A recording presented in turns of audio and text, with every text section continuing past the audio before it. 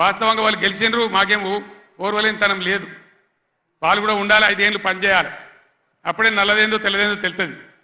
కానీ ముఖ్యమంత్రి మాట్లాడే మాటలు చూస్తే, సభలలోనే వణుకుడు చూస్తే తిరగబడ్డ జనం తెలంగాణలో. సర్వే రిపోర్ట్లు వస్తున్నాయి, కాంగ్రెస్కు 2 సీట్ల కన్నా ఎక్కువ రావు అని. అంతటా అన్ని జిల్లాలలో కూడా రైతాంగం తిరగబడతా ఉంది. అందుకే ముఖ్యమంత్రి నిన్న నారాయణపేట సభలో ఆయన భయం, ఆయన కంపం చూస్తే ఈ గవర్నమెంట్ ఏడాది కూడా ఉండట్లేదని మనం చేస్తా ఉన్నా. ఎవడు ఎప్పుడు పోయి బీజేపీలో కలుస్తాడో, ముఖ్యమంత్రి జంపు కొడతాడో, ఏమవుతుందో. ముఖ్యమంత్రి ఈడో మాట మాట్లాడతాడు, ఢిల్లీకి పోయి బీజేపీ కోటేమని టీవీలో చెప్తాడు. అంటే ఏం జరుగుతుంది? ఎవరికి ఎవడు బీ టీము, ఎవరు కలిసిపోయినరు ఒకసారి ఆలోచన చేయాలి.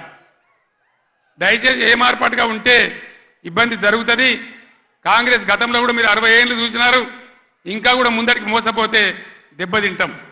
ఇక బీజేపీ పార్టీ ఏమన్నా ఏకైనా పనిచేసిందా మన రాష్ట్రానికి?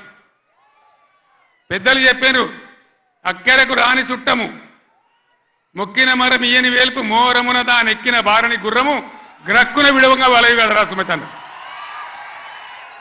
బీజేపీ అక్కరకు రాని చుట్టం. ఒక మెడికల్ కాలేజ్ ఇయ్యలే, ఒక నవోదయ కాలేజ్ ఇయ్యలే, ఒక జాతీయ ప్రాజెక్ట్ ఇయ్యలే. నేను స్టేజ్ ఎక్కుతుంటే హరీష్ రావు మాట్లాడుతుంటే విన్నా, ఆయన అన్ని చెప్పిండు. అవన్నీ 100% కరెక్టు. బీజేపీకి ఓటేసినా మన మంజీరా నదిలో వాడేసిన గంతే, అది ఎందుకు పనికిరాదని మనం చేస్తా ఉన్నాం.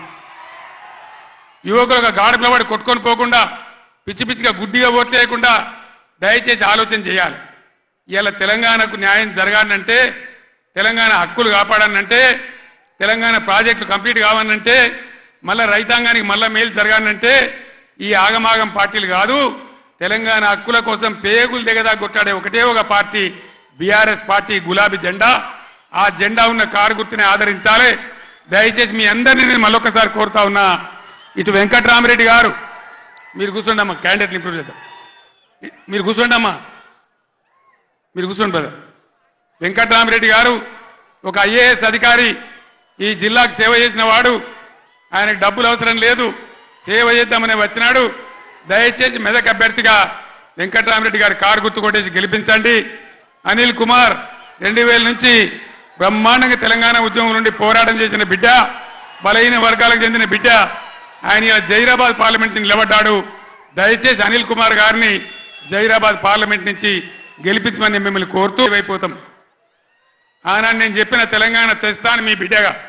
నేను మళ్ళా చెప్తా ఉన్నా, మీ ఆశీర్వచనంతో గ్యారంటీగా ఈ రాష్ట్రంలో మళ్ళా బీఆర్ఎస్ గవర్నమెంట్ తెస్తా. మా రైతాంగాన్నంతా, అన్ని వర్గాల ప్రజలనంతా కాపాడతా.